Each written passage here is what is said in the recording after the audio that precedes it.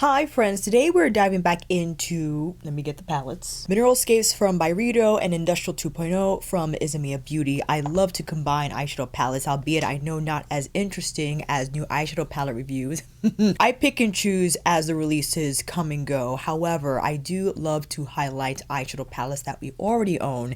And given that Mineralscapes is one of my most recent beauty purchases that I absolutely adore, and while using this palette, I realized how it would just wonderfully pair with Industrial 2.0, which we have a wind of knowing Industrial 3.0 is on the horizon. Don't know when, have no idea about the possible concept Industrial 3.0 will take on. I could only imagine it will be something exciting given that it is from Isamaya.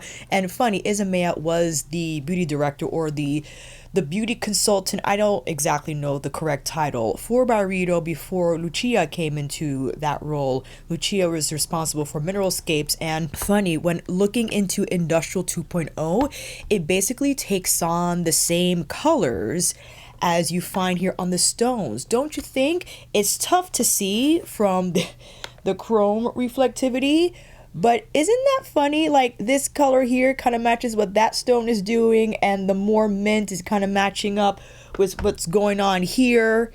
You see what I'm saying? And I feel the softer muted tones found in Mineralscapes will just beautifully pair with the iridescence and the more vibrant touches of color found in Industrial 2.0. So with that said, it's time for you to come in a little closer. That's enough. Let's pin back these twists, and I will list what I have on my face down below. Just gonna give a little bit of a quick buff here. Right now, I don't own a dedicated eye primer. I am looking to purchase one. For now, however, I've just been using Natasha's powder foundation on my lids because it provides coverage and it absorbs the excess oil and provides a nice canvas for blending. So I thought, why not? I think I want to go in with the lavenders first and then pair it with this softer matte. I think this will be a great shade to soften the edges of this cobalt kind of periwinkle blue, and pairing it with the duochromes here will be a good idea. Let's hop into this shade. God, this shade first, all over the lid. It's kind of like a softer, how can I describe it? It's not a violet. There's definitely more blue to it, and it has a sheen to it, which I like the effect it causes on the eyes. Going into this more pink, iridescent, lavender type of a gig, I like to press that onto the inner corner and then carry it through the inner arc. Now we'll go in with this softer matte shade, and I'll use my blender brush here just to soften the edges of that first metallic we applied. I could have used Sun Dry, the clay pink found also in Mineralscapes, but I think this is a fitting shade to throw on the crease. Taking my finger just to get a little more color here. That same shade we applied on the lid, I am now tossing on lower lash line, connecting here top to bottom just so we could finish off that edge. Taking patina and lightly pressing that on the center to bring forward a little more twinkle, but not disrupting the color, right? You can still identify that main color we first applied, but now adding that reflectivity, I truly feel makes a difference. Going in with this sagey green, which is a soft, it's like a soft olive. Or do I want to go in with the more, you know what I want to do? I think I want to do the sagey. This is a little softer.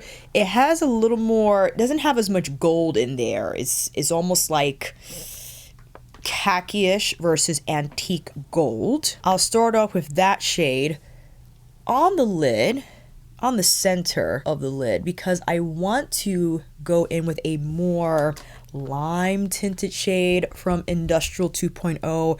I think it will be a great choice given how soft this sage is, and then to invite something brighter for highlight or just overall color accent is a good way to go. This right here, this lime inner corner. And possibly I can toss this on the inner, or rather, this is already the inner, the center of the lid. So many choices. My goodness, this is why mashups are so fun, but they can be not stressful. That's such a strong word. But I do love to experiment with as many shades as possible. Sometimes I feel stumped in regards to what direction to take, but generally I think this is a fairly easy mashup. Given the proximity between the two, they are similar in color story, I feel, because you can't go wrong with this combination, you know what I mean? Now with Carbon, this has a little more green. So you see how it corresponds beautifully with that lime placed on the inner corner, but you can still see that overall sage tone on the majority of the lid. I'm taking a little bit more of our original sage green, and I got oops, I unfortunately tapped too aggressively, but I ain't mad at that effect. I know it kind of looks crazy, but it feels like it's just tapering down from above. Like I'm crying patina or Carbon, whatever it's called. For the inner corner, well, we already have something on the inner corner. We have, basically we're done here. I just wanted to invite the possibility of some smoke. This by itself is giving, right? Maybe we could toss on a black liner, or maybe we have a forest green shade of some sort that we can draw on the lash line for a little more intensity and color richness. But we do have this shade here, specifically Mercury. I just wanted to see how this will translate as a soft serving of smoke. Not to completely overwhelm the look, as I primarily want to lean on the overall sage tone, sage green tone of this eye. I just want to see if we added a little more shading here on the outer V, how that will translate. And I think you can still detect softness. It's not that smoky because I am deliberately holding back the color application. I don't want this to appear super smoky. Although I know I can go that route, I want to still have a soft effect all around, and again, rely on the mostly green tone of the shadows. Okay, lashes time, and I'll be right back. Here is our first round of eye looks that I think you can assume were achieved fairly quickly. I do enjoy just a little bit of the dazzle and vibrancy that Industrial 2.0 provides to Mineralscapes.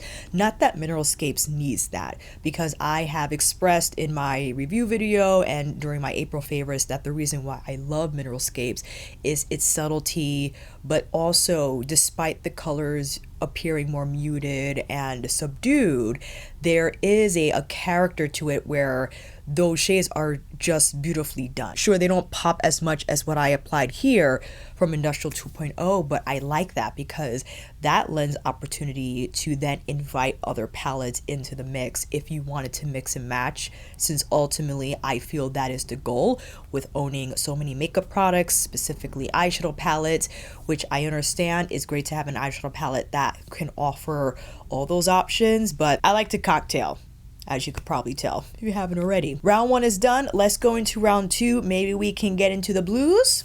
Sounds like a plan. I'll be right back. Getting into the blues, how about we jump off starting Industrial 2.0 again? Let's try one of the duochromes because I feel that that will be a great setup for these softer shades found in Mineralscapes.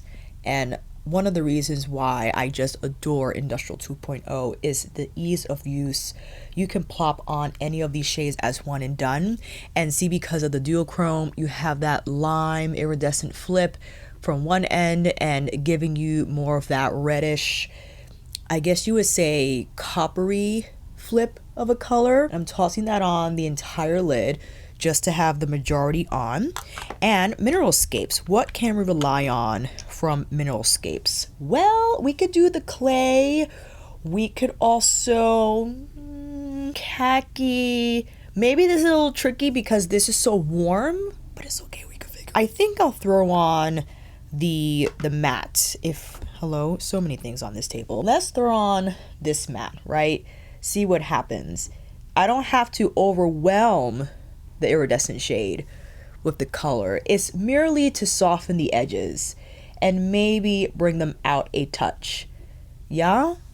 You can still see dominantly what we applied first, but I think that's a good place to hold off. The inner corner, however, perhaps we can invite this antique gold or more of the softer yellow. See what that does. That's a nice kind of like bright moment for the inner corner, for sure. I like how that pairs with the overall look. Hopping back into what we applied on our lid, but bringing that to the lower lash line and revisiting our clay matte in order to soften the overall application, right? Just gonna bring that application down a little bit from my crease, and I'm running the brush through with that matte shade in order to make that adjustment. Oh, that's better. That's better. In terms of depth, you know, this is again one of the reasons why I love Industrial 2.0. It's kind of nice to rely on just the iridescence and the flips of shades and have that just be the main stage moment.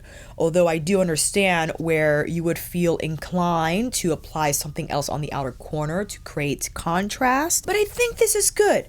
As for the other side, I'm thinking, you know, I want to rely on the blue from Mineralscapes and pair it with this metal shade from Industrial 2.0. We can start off by setting up the outer V first. And why I love using this pencil brush, this is from the Byredo and Yoshiki collaboration, which I have reviewed and have a video filmed. The footage is filmed, I just gotta edit it. I'm not entirely sure when that video will be up, but rest assured it will be soon. And yeah, these brushes, can't put them down, and I will be taking them with me to Maddie's house, and we'll probably film a short with them as well, just so you can see them in action in a shorter time span. Ooh, this blue, man. Let's bracket it and pull it down to the outer quarter. Yes. Now I'm thinking, the ideas are just surging. Softer periwinkle blue.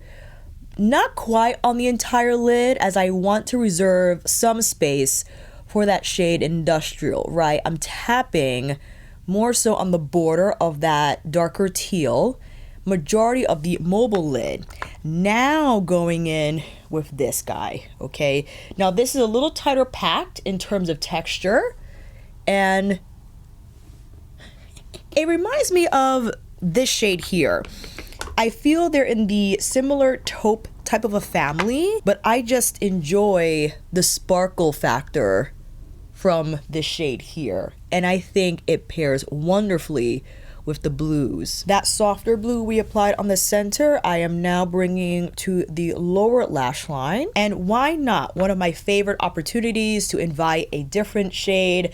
Ooh, we gotta do this one. This iridescent, this pastel something right here on the lower inner corner. That truly brightens it up. It just adds beautiful shine, but doesn't take away from the look. You know what I mean? And refining the outer V, as I want that to appear fairly concentrated, but I also want to soften the edges.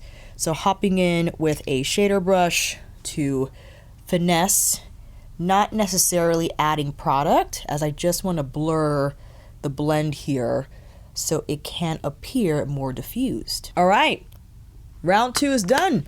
Lashes time. Round 2 complete, and my goodness, maybe it's because of the quality of these shadows that make the experience of application, blending, cocktailing nearly virtually effortless, and the fact that the shades themselves, specifically from Industrial 2.0, have lovely impact in regards to the shine, the reflectivity, the fact that there are some duochromes. And yes, this one is shinier than the duochrome I applied on this side on the lower inner corner, albeit a small amount.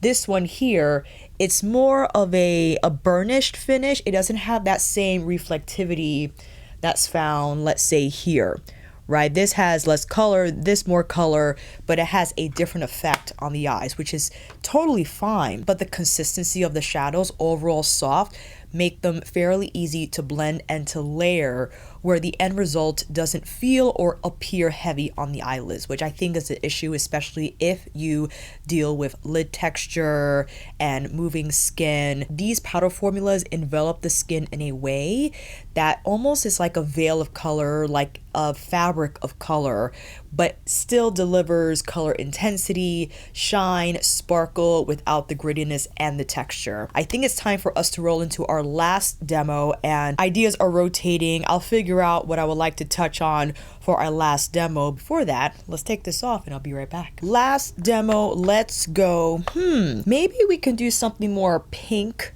leaning. I know we're sick of the pinks, but just to shake it up a little bit in this video, we could also rely on this shade here. I think it's called Sulfur, or even this guy here. Did we? No, we didn't apply the teal. Is this considered? I forgot the combination. It's the MAC Club combination. Maybe we'll start there, because I'm looking in Mineralscapes and an idea just kind of popped in. But we'll start with this guy with the blue flip and the maroon base, right? Kind of what we saw from our second round with the lime flip, except perhaps we can brush the edges of that application with maybe this.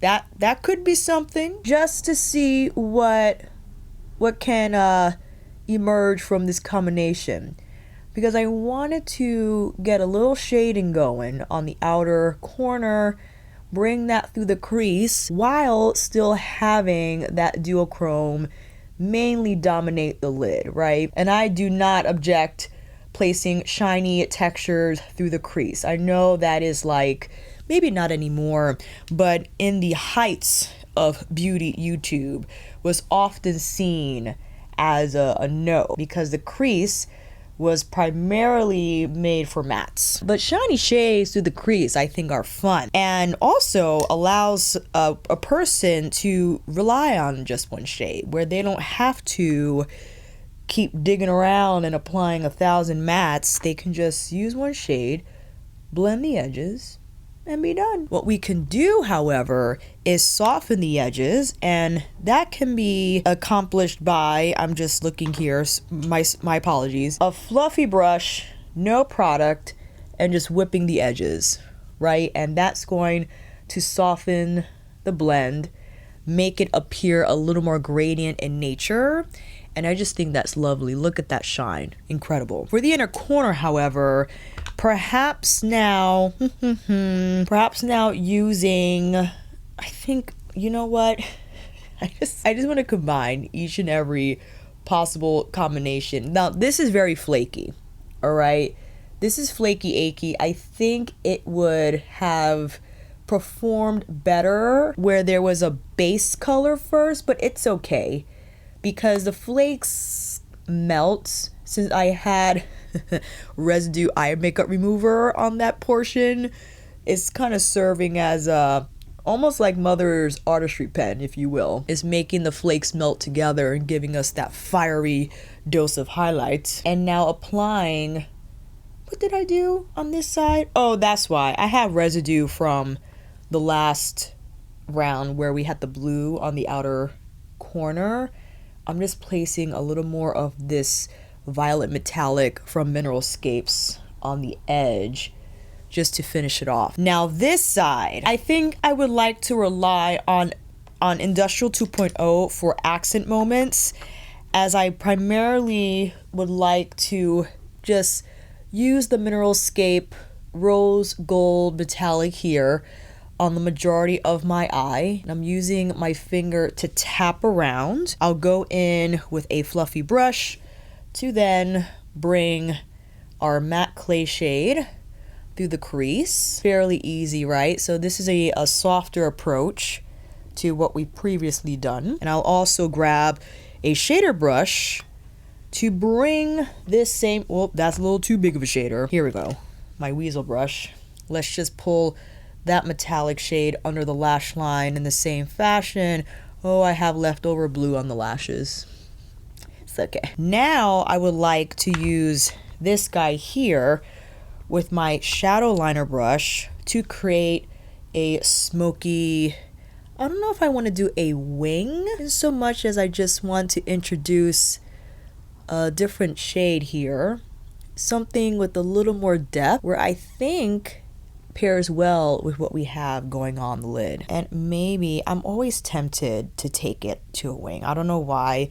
I think it's just my inclination to always practice where the opportunity presents itself. It's like, oh, another chance to mess up, but you know what? Makes us better. And I also love using this brush specifically, as I do feel it makes it fairly easy to create shadow wings. And again, I just need to, yes.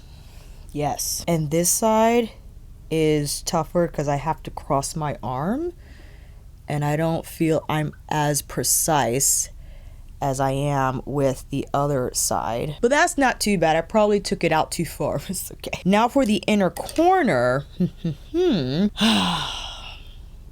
know, it'd be fun if we did this lime shade. I know we already did the lime for our sage look from round one, but I think it's fun to bring in the green, but in a more pastel type of a fashion, right? And just tapping a little more of that rose gold metallic on the border. Okie dokie. Whoa, that's a lot of shiny. Lashes time, and I'll be right back. And here is round 3. I adore how these looks turned out, as well as the previous 4. And I assume this will be a fairly easy video to film, considering my experience with both palettes, how I've used them extensively. I feel at this point, yes, I just got Mineralscapes, but I've been using it a ton.